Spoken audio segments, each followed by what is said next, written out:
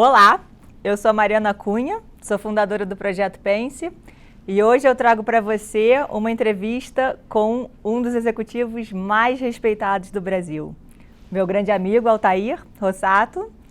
O Altair ele é presidente da Deloitte no Brasil e, para quem não conhece a Deloitte é uma das 4 maiores empresas do mundo de auditoria e consultoria.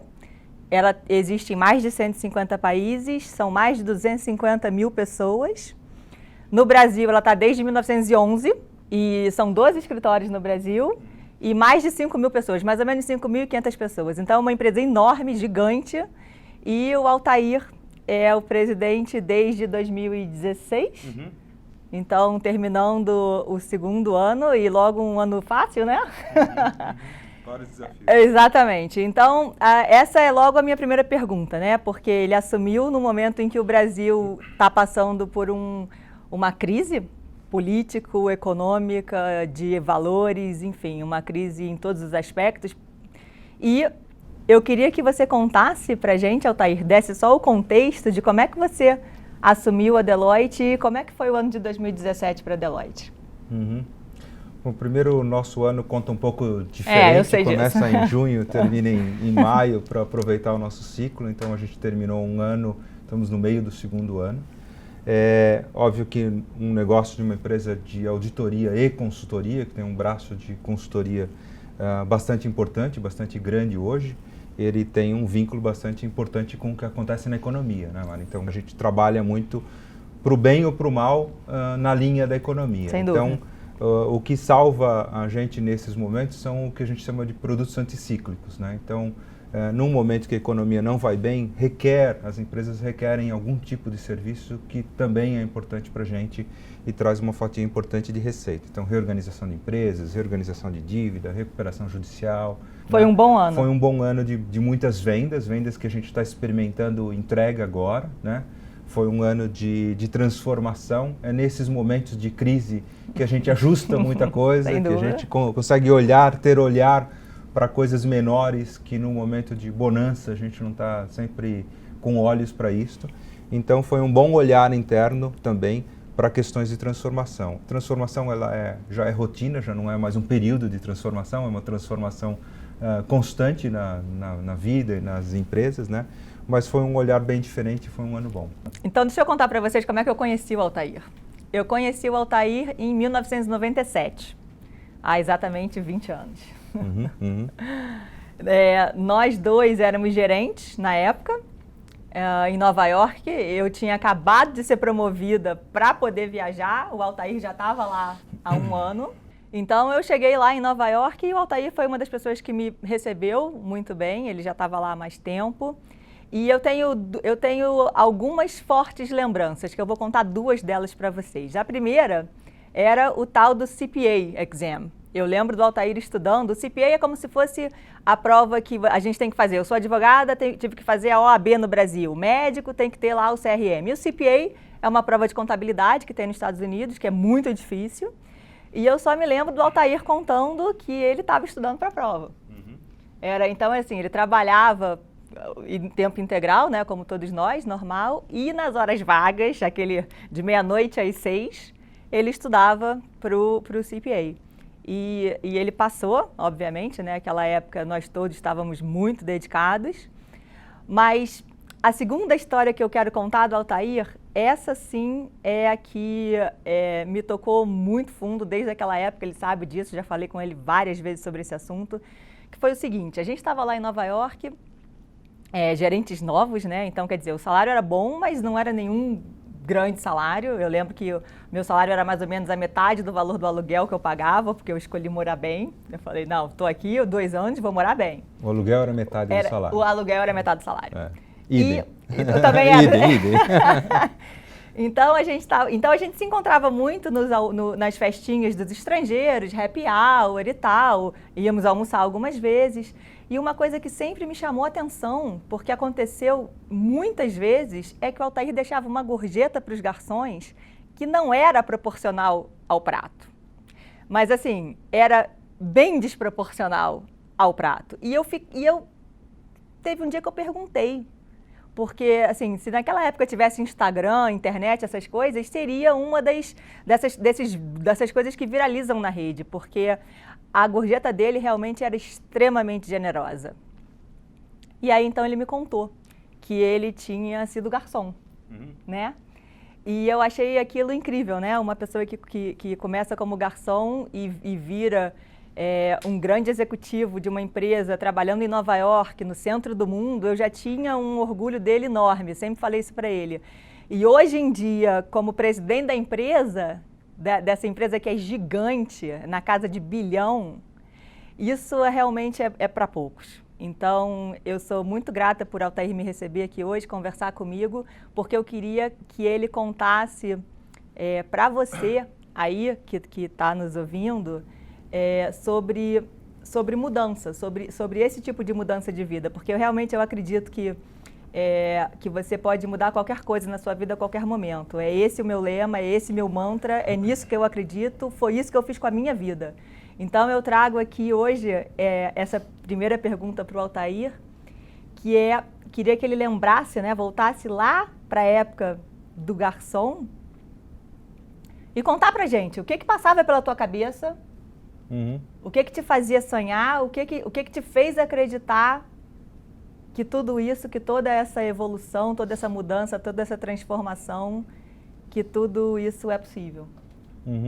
A história do garçom chama atenção porque talvez não seja uma coisa comum ou não seja uma coisa que as pessoas tenham prazer de dizer, né? Acho que muitos passaram por esta mesma experiência e por alguma razão não gostam de compartilhar. Eu gosto de compartilhar essa história, outras que eu já fui pintor de parede, essa eu não sabia, você foi pintor coisas também? desse gênero também. Essa eu não sabia. Mas são coisas que já eram o meio. Eu costumo sempre olhar para as coisas dizendo, bom, isto é o meio ou isto é o fim, né?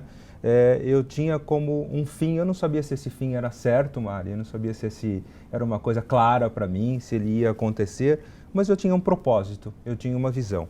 Então, aquilo já era o meio, aquilo era o meio que eu consegui utilizar para ganhar um dinheiro e aprender um idioma estrangeiro, porque eu já estava na Deloitte, estava em licença e nesse período eu sabia que não iria sobreviver na minha carreira sem um domínio do idioma e na qualidade dos trabalhos que a gente se propunha a entregar e fazer. Então ele já era um meio, né? Então como meio, uma coisa mais fácil de você viabilizar. E é lógico que eu sentia o outro lado, por ter sentado do outro lado, né? Como um garçom, ter servido, né? Eu digo que eu vim ao mundo para servir, eu gosto do servir, né? E é um pouco do que a gente continua fazendo, continua servindo, né? Servindo as nossas pessoas, servindo os nossos clientes, é um pouco do que eu me propus a fazer, né? E aquilo era o meio e o fim era alguma coisa que me desse um pouco mais de sustentação. Eu não sabia onde eu ia chegar, eu brinco com as pessoas da Deloitte aqui que realmente eu fui fazendo a cada dia o melhor que eu podia, se naquele dia era o melhor, a gorjeta generosa, e aquele foi o meio, foi a forma que eu achei para viabilizar, estudar inglês, para depois, né, encontrar você em Nova York, encontrar tantas outras pessoas e ganhar aquela experiência. E aquilo era um meio. Entendi. Então, na verdade, não importa bem qual foi a forma. Você tinha um objetivo e você ia fazer o que precisasse fazer para atingir aquele objetivo. Desde então, que fosse legal e moral, claro. Sim. então, ali a passagem como garçom foi a forma legal e moral que você encontrou para atingir teu objetivo. Foi isso, então? Foi isso. Foi. Então Bom meio. Um bom meio. Então, na verdade, você já sabia onde você queria chegar em relação àquele objetivo que era o inglês. Eu sabia que era o inglês e eu sabia, acho que talvez um pouco mais. Eu sabia que eu queria uma carreira numa empresa sólida, me identificava e como me identifico até hoje com paixão estar na Deloitte, o nome para mim é quase sobrenome, né? Sim. Então faz parte de mim e da minha vida, são 29 anos e meio aqui, então é uma grande vida, né? E eu sabia que eu queria uma carreira e uma carreira que eu esperava, ia fazer o meu melhor para que desse certo nesta empresa. Então, eu acho que isso é um pouquinho da pergunta que eu ia fazer em seguida, que é exatamente se você sempre soube qual era o seu porquê. Se você sempre soube onde você queria chegar o que você precisava fazer para você ser essa pessoa que você imaginava que você seria no futuro? O meu porquê tinha pouco cargo, por incrível que pareça. Acabei terminando sendo um CEO, ou sendo um CEO hoje, mas ele tinha pouco cargo, mas ele tinha muito do que fazer, né? Então, fazer alguma coisa que ter uma profissão e uma atividade que tivesse um conteúdo, que fosse robusta tecnicamente, né? Que me proporcionasse relacionamentos com muitas pessoas, e eu gosto da atividade porque se conhece pessoas novas todos os dias, se aprende coisa que se replica imediatamente. Então essa era uma coisa muito clara para mim, que me dava prazer, né? Me manter com conhecimento aperfeiçoado, né? Alinhado para isso, me dava muito prazer, né?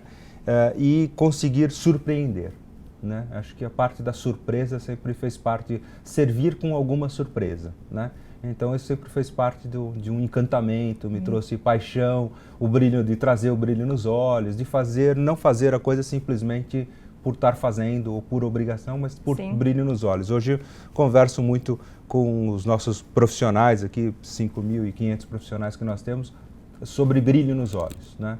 Sobre paixão. Há algum tempo atrás era proibido no mundo empresarial falar de paixão pelo que você faz e de brilho nos olhos. E hoje eu acho que tento liderar pelo exemplo, de mostrar isso e fazer com muito prazer. Eu tenho uma história que eu adoro, que é era um pai que fumava muito, e todo mundo já tinha falado para ele que ele ia morrer se ele não parasse de fumar, que cigarro mata, etc. E não havia nada que fizesse o sujeito realmente ter força de parar de fumar. Até um dia que a filhinha dele chegou em casa desesperada da escola, chorando: papai, você vai morrer, papai, você vai morrer. E aí ele entendeu, ela tinha estudado na escola ou tinha ouvido alguma coisa que o cigarro faz mal à saúde, que o cigarro mata, e ela ficou desesperada. Naquele dia, aquele homem parou de fumar. Porque por ele... Agora, quando ele viu o sofrimento que ele estava causando na filha, aquilo teve a alavancagem que ele precisava para encontrar o porquê que ele precisava fazer aquilo. Isso eu adoro essa história. Então, quer dizer, a tua família também foi, então... Alavancar é importante o que você falou, porque acho que é um pouco alavancar, servir como alavanca, mas você tem que fazer alguma coisa por você mesmo, né? Você tem que olhar um pouquinho para você, precisa um pouquinho de amor próprio e autoestima para fazer alguma coisa por você. Então, acho que isso também é um outro componente, não pode perder o olhar para isso. Então essa questão de você querer ser o melhor que você pode ser, isso eu totalmente me identifico com isso, e me causou muito espanto um estudo que eu li recente da Deloitte, um estudo feito com 8.000 jovens em mais de 30 países, e particularmente no Brasil, 74% dos jovens responderam que eles prefeririam um ambiente com um trabalho fixo. E a gente aqui tentando ser o melhor que a gente pode ser. Isso, eu queria saber como você recebeu, como você viu isso, porque eu imaginaria que a tendência era exatamente o oposto disso. Que as pessoas mais jovens são mais ousadas, mais arriscam mais. Então eu confesso que eu fiquei meio decepcionada até com esse resultado. Assim, como assim um trabalho fixo? Como é que você encarou esse resultado? Antes deste resultado, eu tive uma experiência ainda quando eu cuidava da área de talent na Deloitte. Eu tive uma experiência que a gente foi pesquisar um pouquinho o perfil de consumidor, né? E nós nos aprofundamos em estudo de como seria o jovem de 2025, né? Onde ele estaria trabalhando, esse jovem, como ele compraria, qual seria o perfil de compra, de decisão dele, né?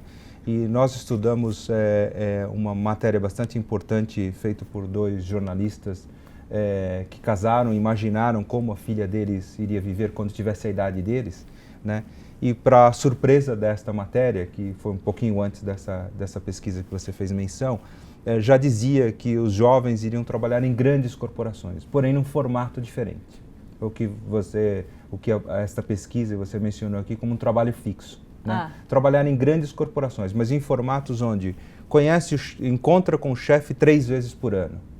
a secretária está em outro país, ou o assistente está em outro país, ou o chefe está em outro país, ou seja, as relações são menos formais no dia a dia, onde você tem muito trabalho, muito home office e muita coisa onde você vai para o escritório 2 ou 3 vezes por semana.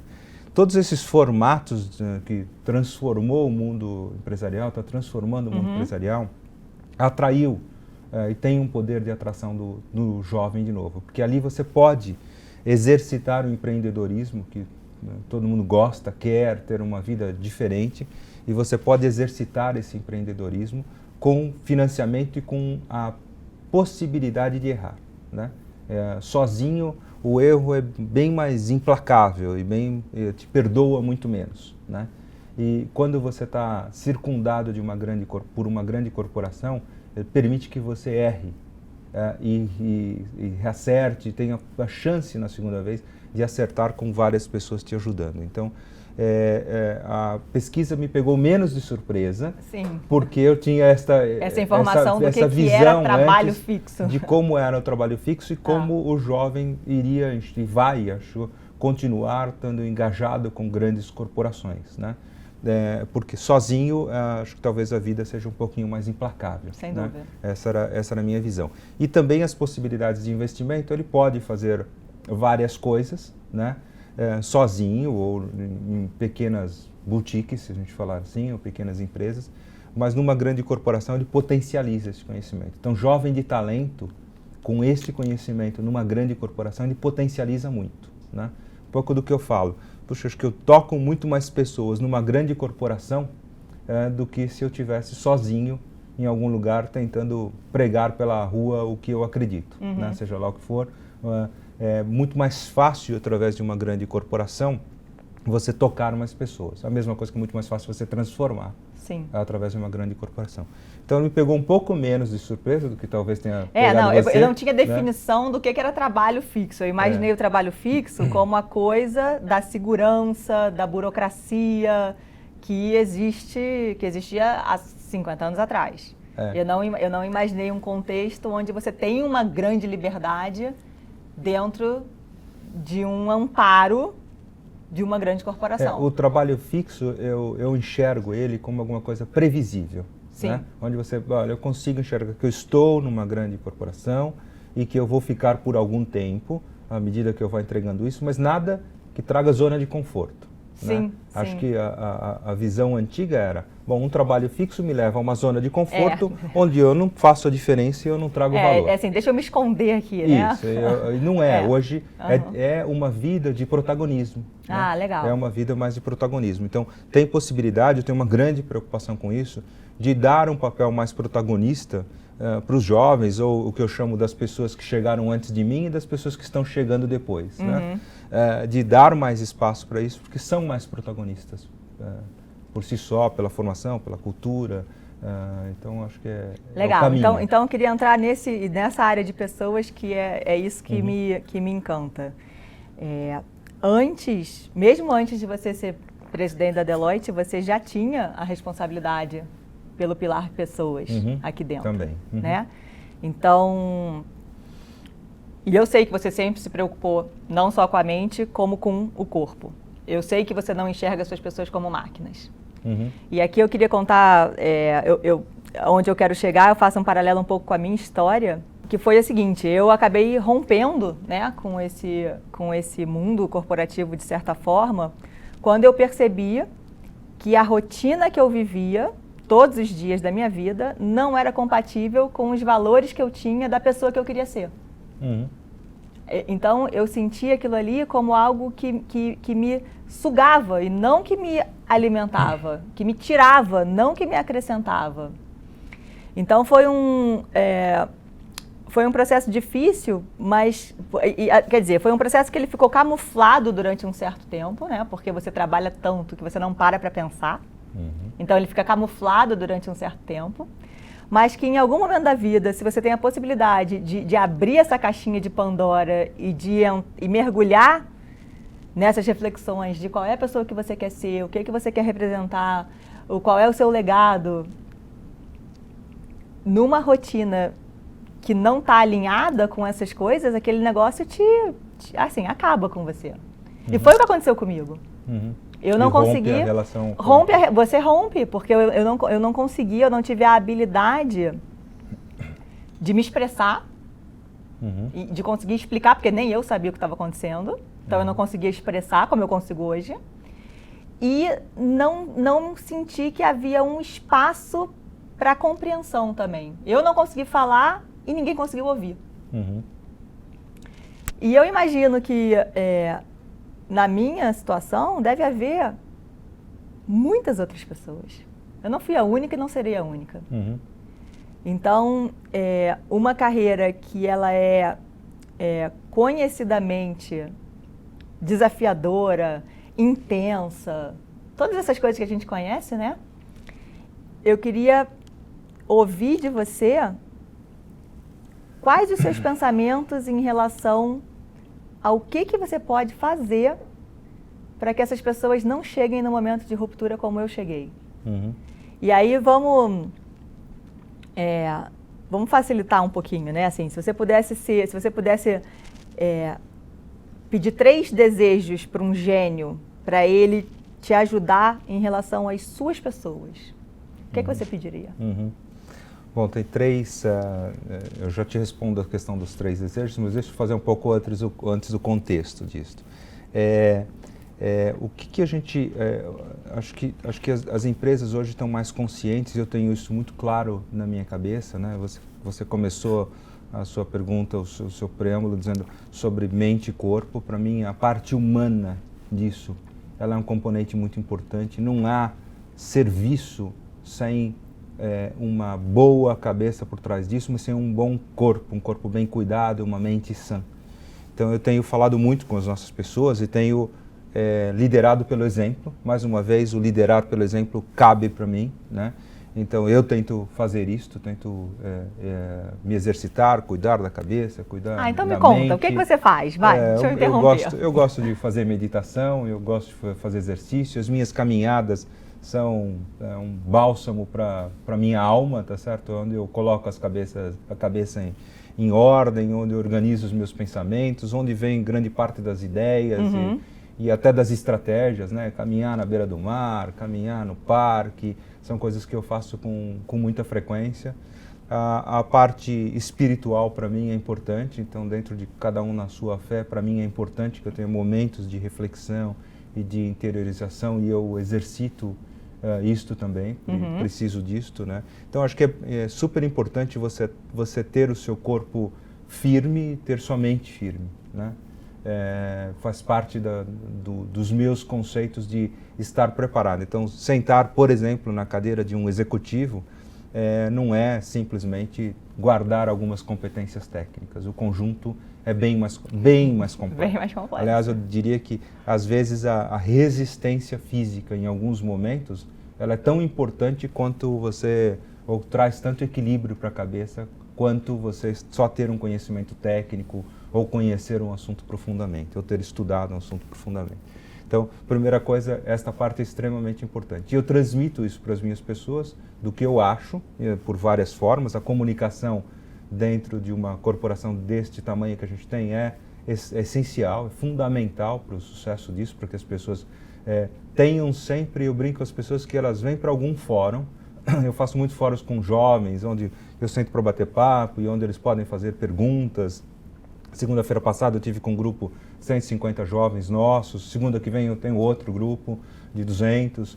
Então é bastante comum eu fazer isto num determinado momento especial da carreira dessas pessoas e que eles possam perguntar coisas e ter um bate-papo e sentir essa proximidade. Então aí você coloca em prática essa parte mais humana, né? No fundo todo mundo tem aquela angústia que te levou num determinado momento a tomar uma decisão e que obviamente muitos têm. Então o que eu posso fazer é conhecer essas angústias, é estar próximo, é ouvir e dar espaço e liberdade. Eu não consigo sanar todas porque tem limites de dinheiro, de investimento, de tempo, né? Mas eu consigo endereçar, eu consigo sair um pouquinho melhor disso e deixar as pessoas saírem um pouquinho melhor de uma conversa dessa, né? Entendendo um pouquinho melhor.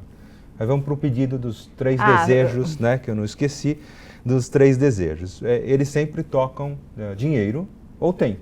né? Não, são as coisas que limitam. Assume tempo. Que não tenha isso. Exatamente. Limite. Então aí fica fácil. Assume budget ilimitado e tempo disponível. A primeira coisa que se não tivéssemos nem tempo nem dinheiro como limite, investir em tecnologia de uma maneira, a gente faz isso, mas dentro dos limites, dentro das possibilidades, né? Mas investir em tecnologia que libere, a tecnologia inteligente, que libere. Hoje existem muitas conversas dizendo o que essa tecnologia de fato libera o meu tempo para pensar, para usar a inteligência, para fazer a diferença, para aportar conhecimento e mente nisso daí, ou o quanto isso desvia a minha atenção, né? Esta conversa, ela vem pouco hoje no mundo empresarial, mas eu tenho pensado muito nisso, né? Quanto a tecnologia me facilita ou me atrapalha. Em alguns momentos o celular me facilita um monte pela velocidade da comunicação, ou da informação, ou do conteúdo. Em outros momentos ele me atrapalha um monte porque ele me desconcentra, tira a minha energia boa para uma coisa que eu estou pensando que pode ser transformacional. Então, a tecnologia aplicada, e ela precisa de tempo, precisa ser bem pensada, precisa testar muito, né? Para uma tecnologia aplicada que transforme a nossa vida para o bem, né? Ou transforme os nossos serviços a clientes e as pessoas para o bem. Então, acho que isso mudaria muito a vida das nossas pessoas. Qualidade de vida, tempo, satisfação de colocar mais sua inteligência com mais apoio, com mais respaldo. Segunda coisa, é um investimento muito mais parrudo. A gente já investe pesado em educação, né? Mas um investimento em trazer conhecimentos diferentes. Então, eu teria uma universidade top de linha, com profissionais top de linha. Realmente colocaria muito nisso, porque isso dá prazer, né? Talvez seja uma outra carreira que eu tenha a descobrir, mas dá prazer a gente compartilhar, a gente aprender, a gente ensinar, né? Proporcionar outros tipos de pensamento, fóruns diferentes, com cabeças diferentes, né? Que ampliam o horizonte e aprofundam. Não é só o ampliar, mas é o aprofundar. Eu né, passei pela carreira inteira, né, de trainee a sócia, e a questão da educação, eu acho que ela ficou sempre muito focada no técnico. E o técnico é um pedacinho muito pequeno do bolo. Eu nunca tive um curso ou um treinamento de empoderamento. Eu nunca estudei coisas que eu estou estudando agora. Carisma, persuasão, comunicação não verbal, programação neurolinguística, várias áreas que fariam o seu negócio mais bem sucedido. Assim, eu tenho certeza que traria resultado lá no bottom line, como vocês gostam de falar, mas não existe esse treinamento. O treinamento é técnico, o treinamento são as tecnicalidades, e quanto mais você evolui na carreira, mais difícil, teoricamente, as coisas vão ficando, você vai... Enfim, eu senti muita falta. Agora que eu passei para o outro lado, né, eu sinto muita carência desse tipo de treinamento no mundo corporativo. Assim, quando você fala educação, treinamento, do que você está pensando? A Deloitte hoje tem uma universidade corporativa que tem treinamentos de natureza técnica, óbvio que é o mais importante, mas hoje deve representar 65%, 70% dos treinamentos formais, e tem treinamentos de competências compartilhadas, que tocam vendas, pessoas, soluções, inovação, onde cria-se ali, desenvolve a habilidade de comportamentos que nós queremos. Então, você estava falando, os valores meus não estavam alinhados com aquela empresa, eu não tinha espaço. Hoje a gente busca muito, esses são os valores da companhia. Sim. Você tem esses valores alinhados? Se você não for ética e não for íntegra, seu valor não está alinhado com a Deloitte. Sim. Se você não prezar pela meritocracia, não está alinhado. Sim. Se você não prezar pela diversidade, não está alinhado. Tá? Partindo desse alicerce alinhado de quem nós somos, e isto se encaixa com quem é esta companhia, suas crenças e valores, aí você cria comportamentos, né? Quais são os comportamentos, então, que mostram que nós estamos alinhados, né? Quais são as atitudes, quais são as coisas que nós estamos falando e fazendo, né? Encurtando a distância entre o falar e a atitude, né? Falando e fazendo, que levam a gente para essas competências compartilhadas. Quais são as competências compartilhadas que eu quero desenvolver? Então, hoje, o propósito da universidade corporativa nossa é formar executivos de negócios. Para isso não basta só ter o conhecimento técnico se a vida de um executivo é 70% não técnico, né? Então, se é isto, a gente tem uma universidade que desenvolve e entrega cursos para todos os níveis, inclusive para sócios, de liderança, de feedback, de formar pessoas, de formar equipes competitivas, produtivas, de dar respostas para isso, de persuadir, né? Então, são coisas bastante importantes. Quando eu falo de uma universidade, lógico que isto eu tenho limitação de recurso financeiro e tenho limitação de tempo, porque as pessoas precisam ir, aprender e aplicar isso na prática. Se, voltando à lista dos desejos, um desejo é, puxa, eu queria fazer isso de uma maneira com mais tempo, né? Buscando feras em cada um desses assuntos, né? Para realmente poder falar com profundidade e exercitar isso na prática e medir como exercitar isso na prática, né? Medir um pouquinho como a gente está aplicando isso. E a terceira coisa que você pediu, então seria tecnologia, seria educação. Antes de você entrar na terceira, deixa eu só falar sobre valores. Quando eu falei de valores, é óbvio que esses valores macro, todos nós compartilhamos. É óbvio que eu também tenho o valor de ser uma pessoa honesta, de ser uma pessoa íntegra, tudo isso, ok. Quando eu quis falar valores, era um pouco mais sutil do que isso. Por exemplo, no Vale Rio, eu queria ter mais amigos. Eu queria ser uma mulher bonita. Eu queria ser mais feminina. Eu queria participar ativamente da vida do meu filho. Eu queria jogar vôlei na praia todo dia de manhã. E essa pessoa que eu queria ser não tinha espaço para ela, porque eu estava sempre ocupada. Eu estava sempre pressionada, sempre ocupada, pensando em todas as outras coisas que não eram essas coisas. Então, assim, quando eu chamei de valores, são sutilezas, assim. Quantas vezes eu fiquei sozinha porque eu não tinha ninguém à minha volta, porque eu nunca me preocupei em mandar uma mensagem dando parabéns pelo aniversário, ou de ir no aniversário, porque geralmente eu não estava presente, né? Então, era uma pessoa que estava muito competente, muito técnica, mas completamente desalinhada de um monte de outras coisas que para mim eram importantes. Então, assim, eu entendo, esses macro são macro e, obviamente, eles têm que valer para todo mundo. Mas tem ali algo, assim, muito por baixo, que se você não cavar para você enxergar o que é isso que está ali, você vai passar superficialmente sobre essas ponderações. A liderança, pelo exemplo, toca um pouco isso hoje, um pouco do que eu consigo transmitir, eu tento transmitir. Eu consigo ter vida, eu consigo praticar exercício, não tenho a praia para jogar vôlei que nem você, mas eu consigo ter os meus amigos e prezo, e acho que isso é uma fonte de energia, não é não dissipa energia, é uma fonte de energia para mim. Me realimento para voltar aqui, e não significa que eu só trabalho de segunda a sexta, trabalho também em outros momentos, mas eu foco muito nesse trabalho de segunda a sexta para liberar e ter celebrações, né? Ou rituais. A gente fala muito aqui na Deloitte de comportamento, de atitude, de ritual. Qual é o ritual que eu quero criar? Então, se eu quero passar transparência, eu tenho que ter rituais de transparência. Se eu quero passar humanidade, eu tenho que ter rituais de humanidade, né? Você viu, no dia do meu aniversário, eu presenteei 5.500 pessoas, presente ou não, mas eu fiz alguma coisa que eu achei que eu tinha que servir e mostrar alguma coisa. Alguma coisa vão aprender dali, ou eu aprendi alguma coisa fazendo um vídeo, né, da minha história. Então tem um pouco disso. Que ritual a gente quer para celebrar, para valorizar o esporte, para valorizar a vida da família, né, e a gente não valoriza mais hoje, né? Então, eu trabalhei até 5 da manhã, até 3 da manhã. Que pena, que pena, né? Porque dá para entregar muita qualidade e ainda preservando a família. E este é o que a gente tem passado para as pessoas. Dá sim, porque eu pratico isto. Sim. Né? Então é um pouco do liderar pelo exemplo. Acho que toca um pouco. Legal. Né? Então qual é o terceiro? Não esqueceu do terceiro. Que bom. O terceiro acho que toca exatamente essa questão das pessoas, né? Acho que eu queria dar muito mais para as pessoas em termos de tempo.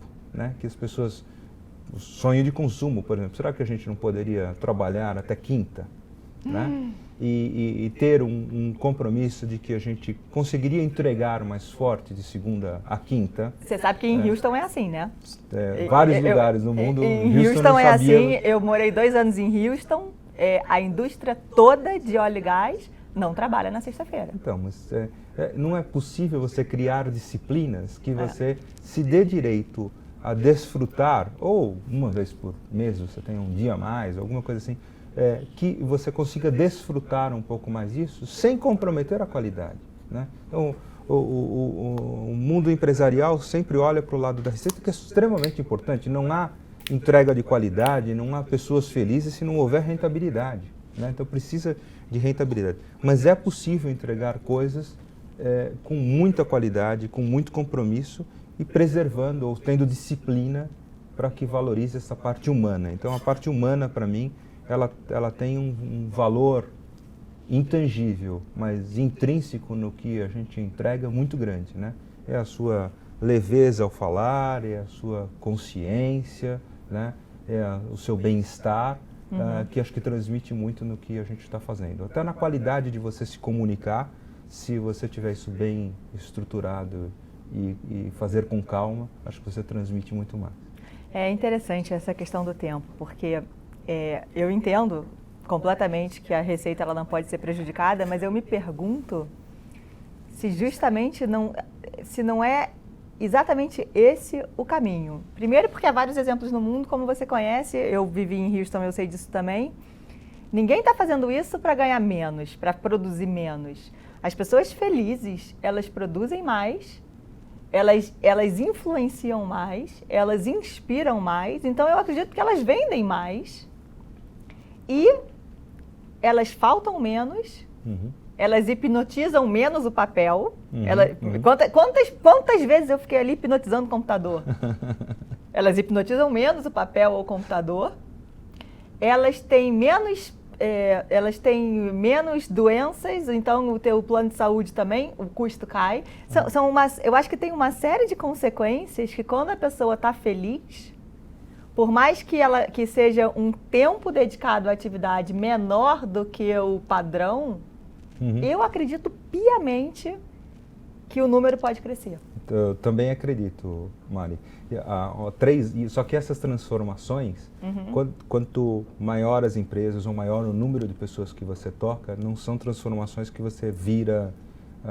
Eu brinco que a Deloitte não é uma lancha, que você vira o volante. É um transatlântico, né? É mais lento, mas tem que virar. Tem que virar, mas tem que virar e medindo onde você vai parar. Virar um pouquinho, experimentar, virar outro pouco, experimentar. Porque errar a mão aí também pode ser muito grave, né? Sim.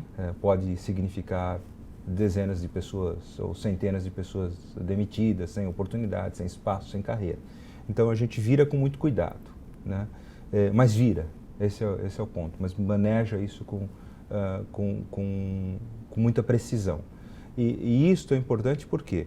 Porque você falava do plano de saúde. Nós experimentamos uma gestão de saúde, né? Saúde é um custo muito alto para qualquer corporação no país, fora do país também. É um custo muito alto e nós começamos a experimentar gestão de saúde. Então, mapear onde estavam os principais gastos de saúde, onde estavam as principais questões que tocam infelicidade, mal-estar, coisas dessa natureza.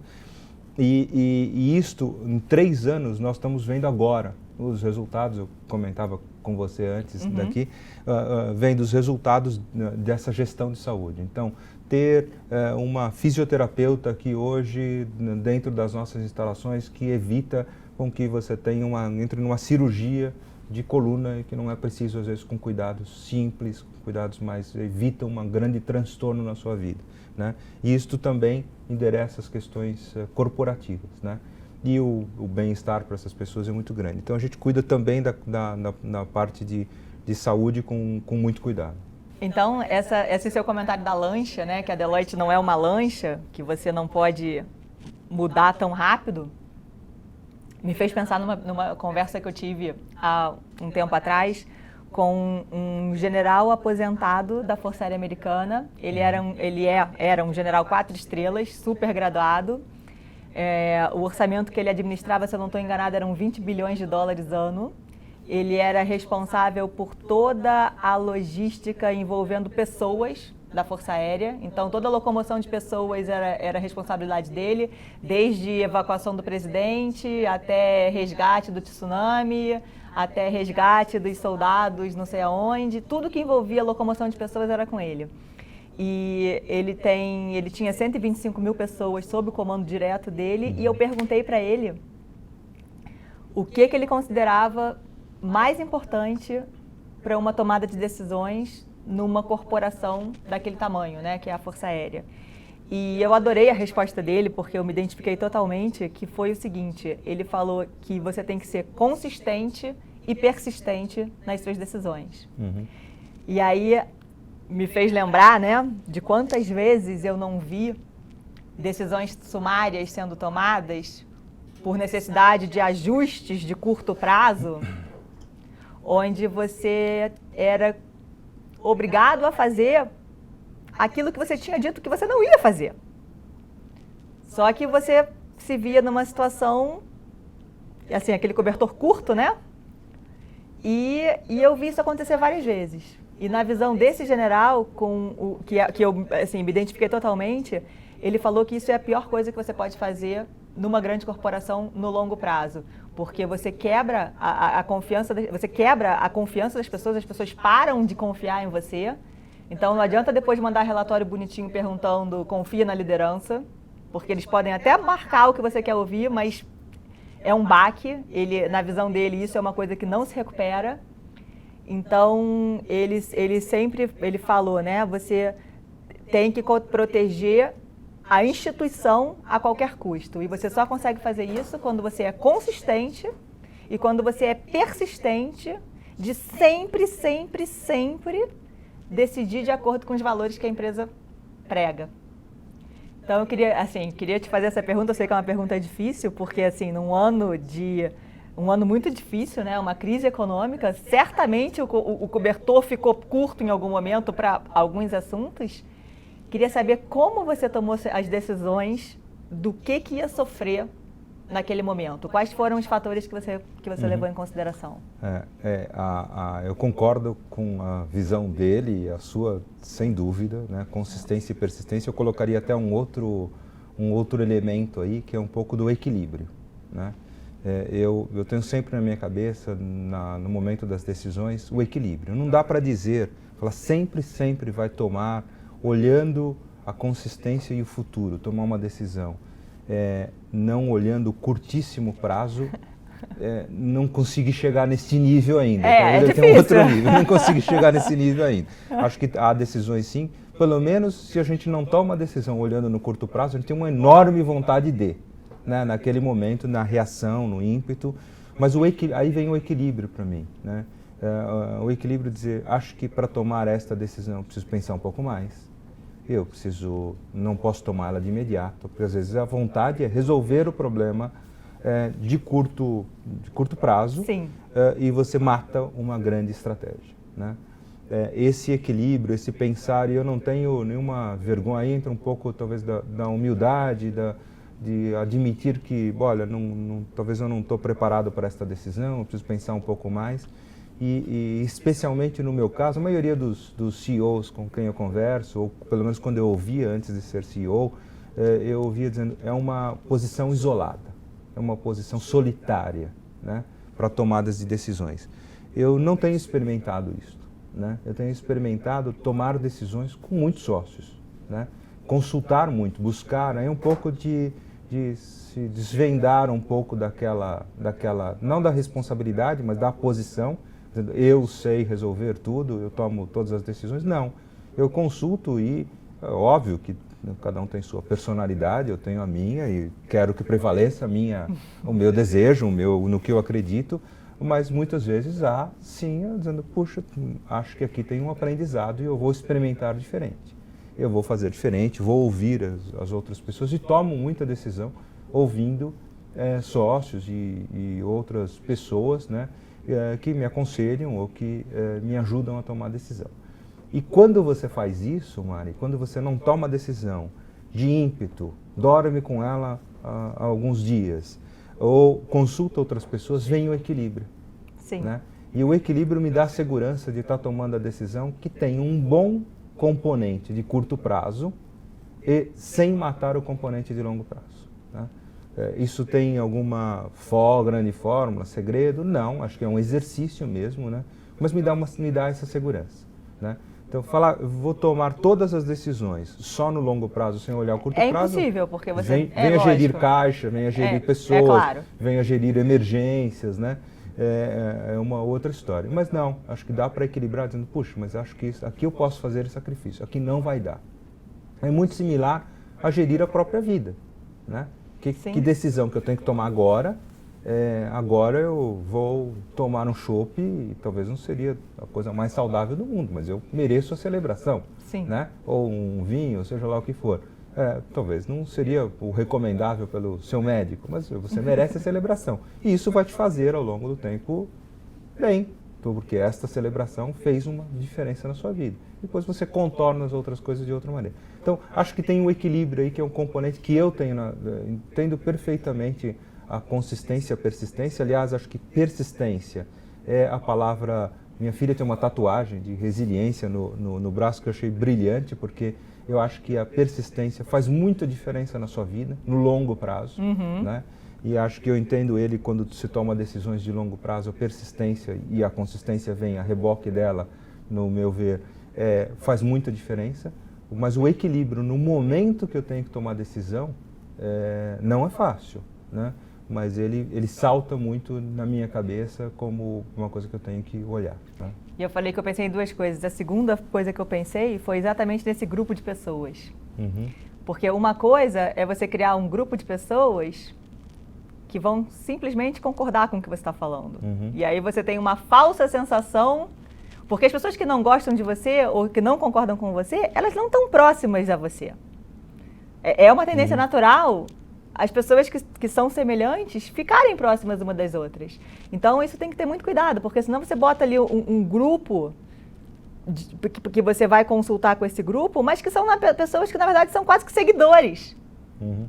Então, quanto mais forte for a sua personalidade, a sua forma, o seu modo, mais preocupação você tem que ter de botar pessoas ali que sejam realmente diferentes de você. Quando eu convido um membro para fazer parte do meu comitê executivo, eu disse assim, você precisa ter absoluta liberdade de pensar diferente.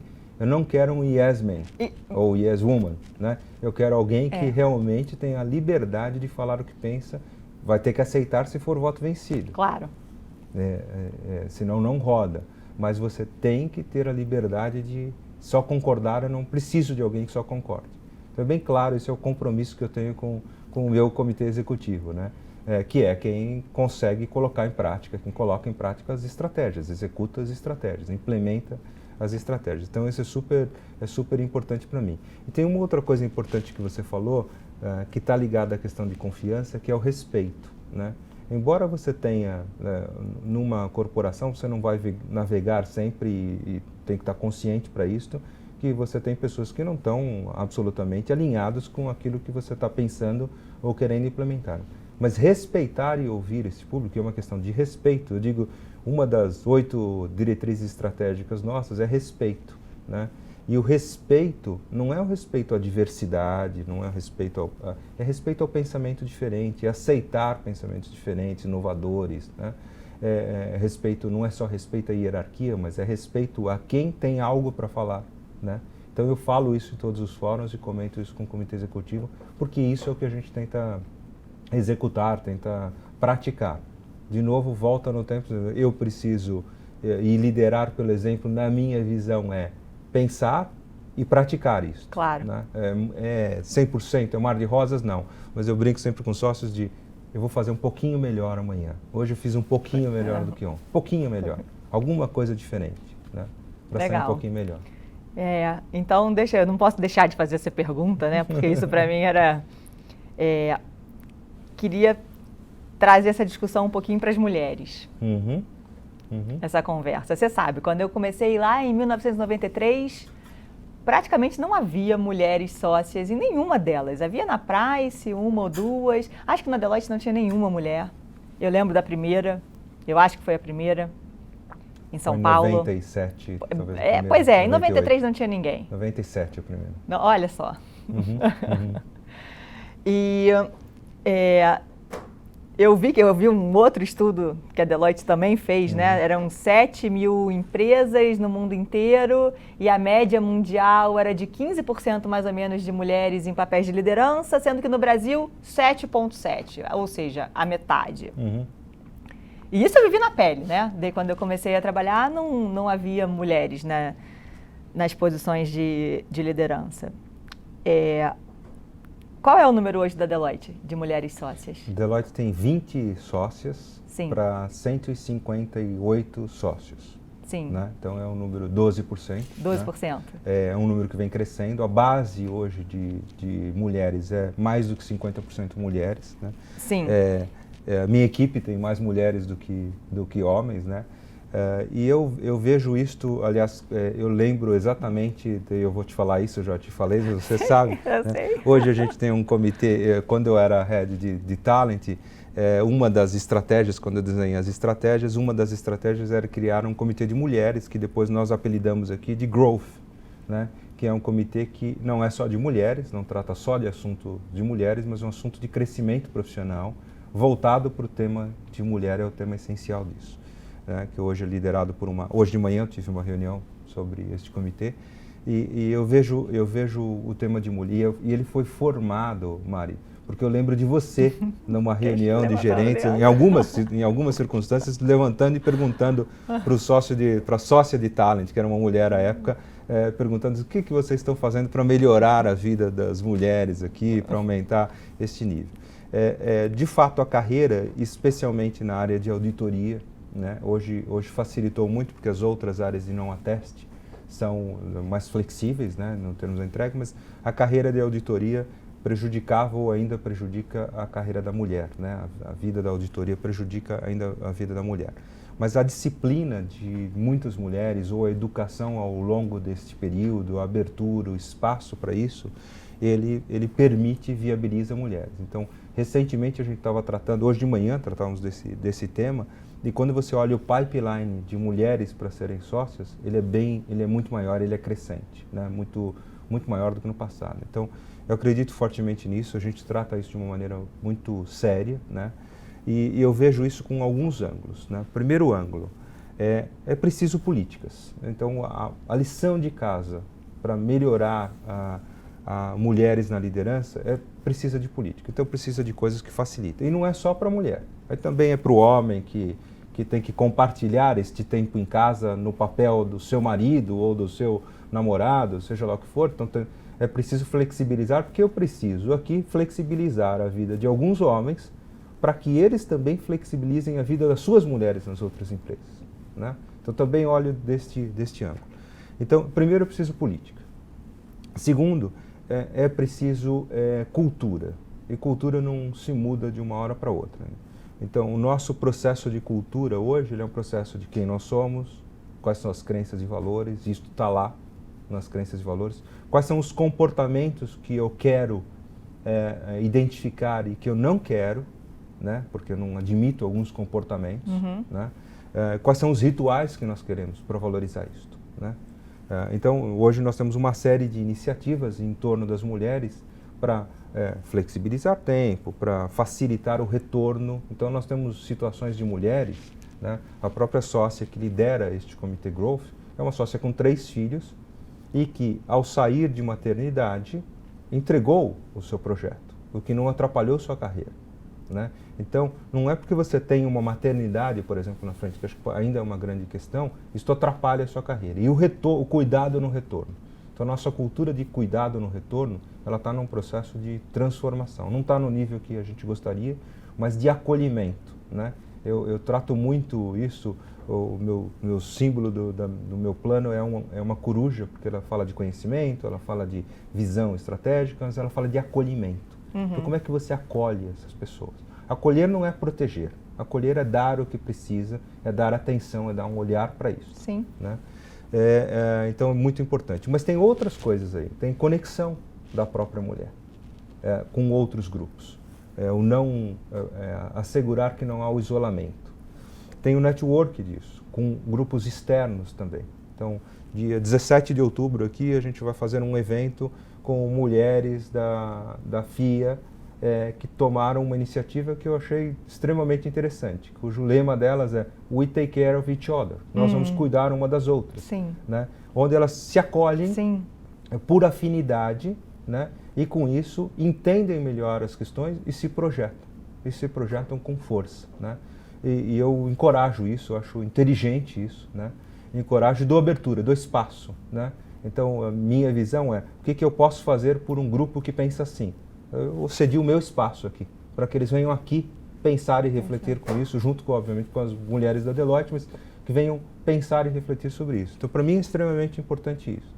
Né? Há outras coisas que a gente pode trabalhar em torno disso. Então, eu preciso de processos que assegurem isso, eu preciso de...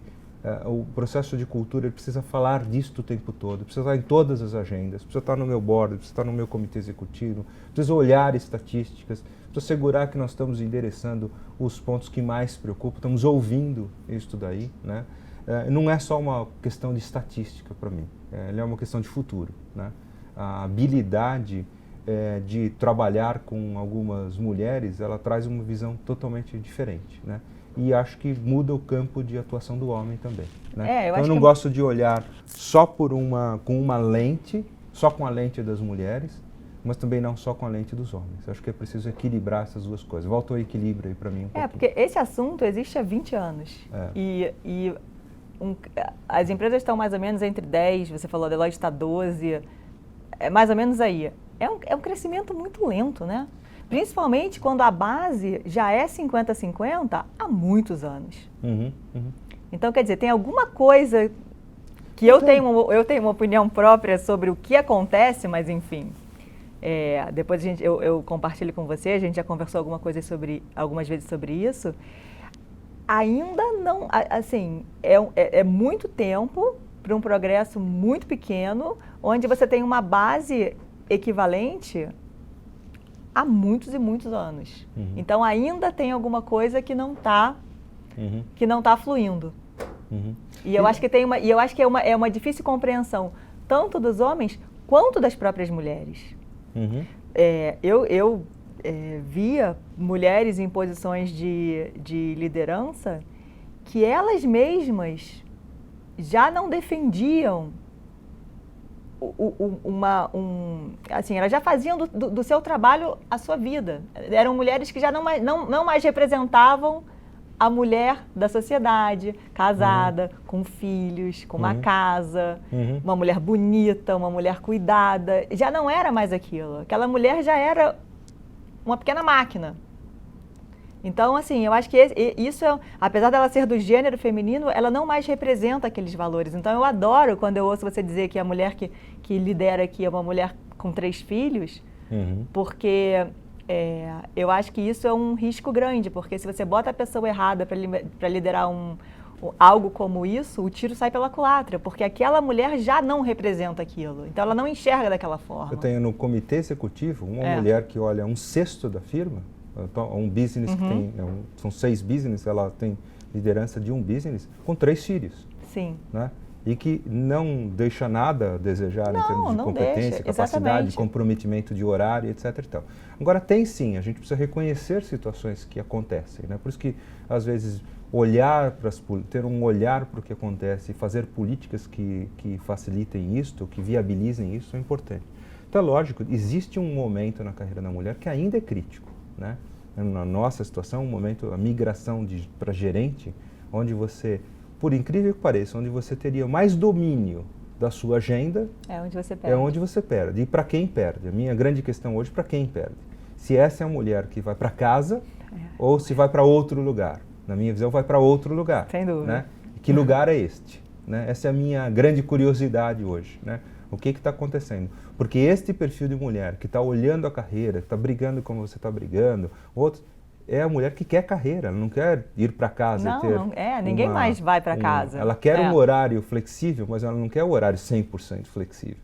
Ela quer entregar buscar conhecimento, entregar conhecimento, criar uma carreira, mas também cuidar das suas coisas. Eu acho que também a gente vai ter calor logo por conta dos homens, que também querem este espaço. Não, eu acho que é genuíno.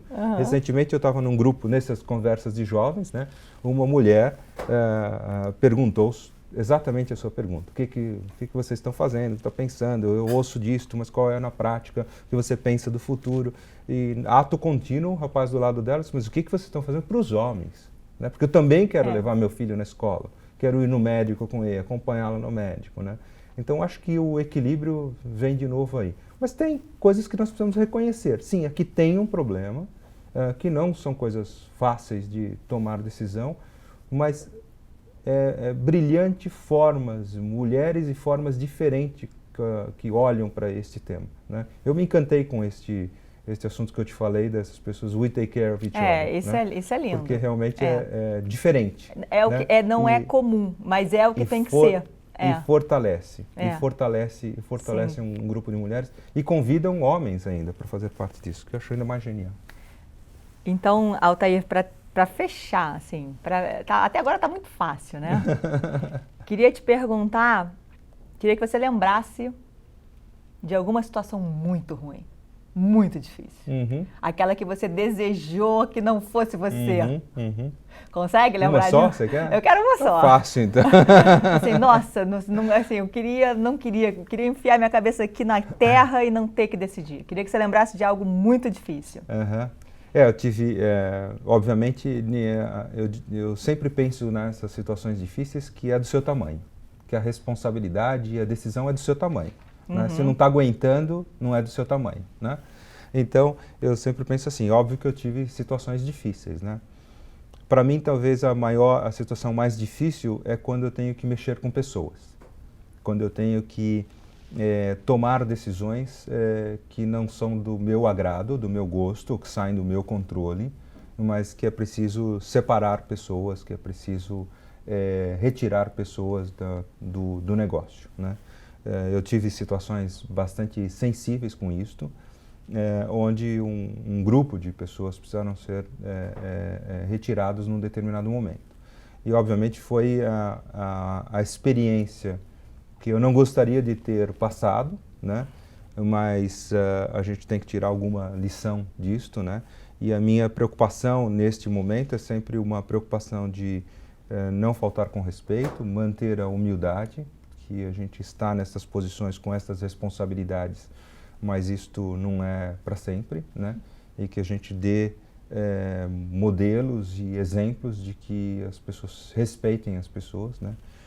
Tomem esses cuidados, mas façam ainda no seu papel e na sua responsabilidade o que precisa ser feito para o business, para a empresa, né?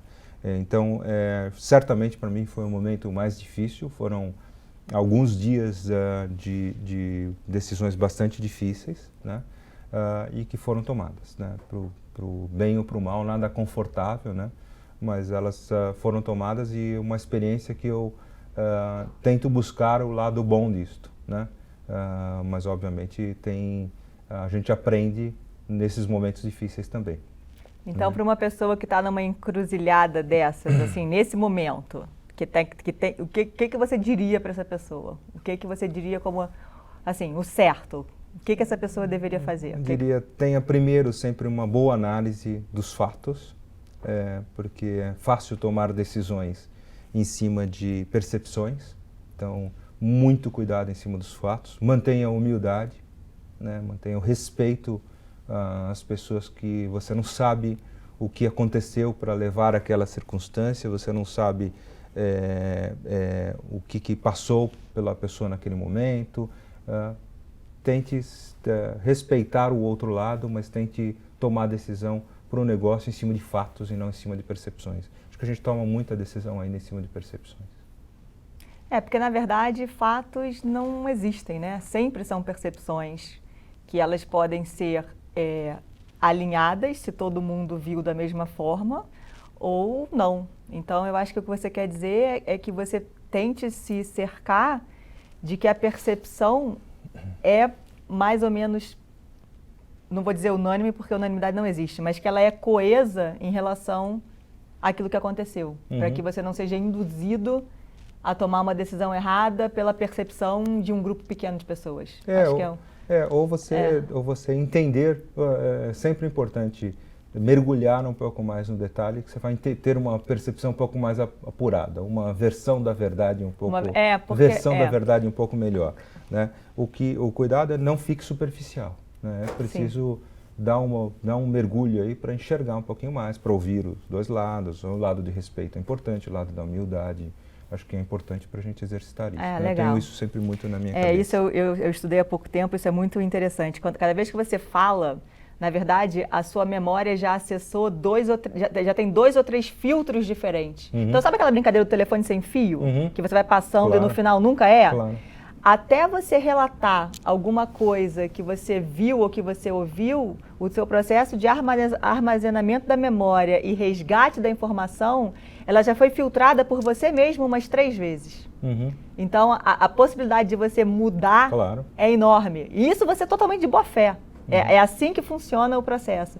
Então, você imagina quando você tem que tomar uma decisão dessa magnitude, sem estar presente, né? Você de fato não viu o que aconteceu, você tem que ouvir e imagino que deve ser complicado. Então, o teu conselho seria não fazer nada enquanto você não tiver uma total certeza de que você entendeu as circunstâncias e as percepções dos fatos da melhor forma que você apura mais, poderia. Respeita, seja humilde. Isso é legal.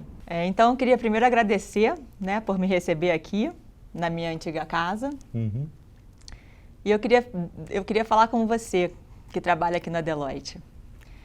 Se você está nos ouvindo agora, eu sei que você já conhece o presidente, o homem dedicado, correto, e todas essas outras coisas que o Altair representa. Mas eu queria que você conhecesse, que você ouvisse da boca de um terceiro, né, da minha boca, o homem de valor e de garra, a pessoa gentil, a pessoa amiga, que esse cara aqui é. Obrigado, Mari. Generosa você, mas bem generosa. Obrigado.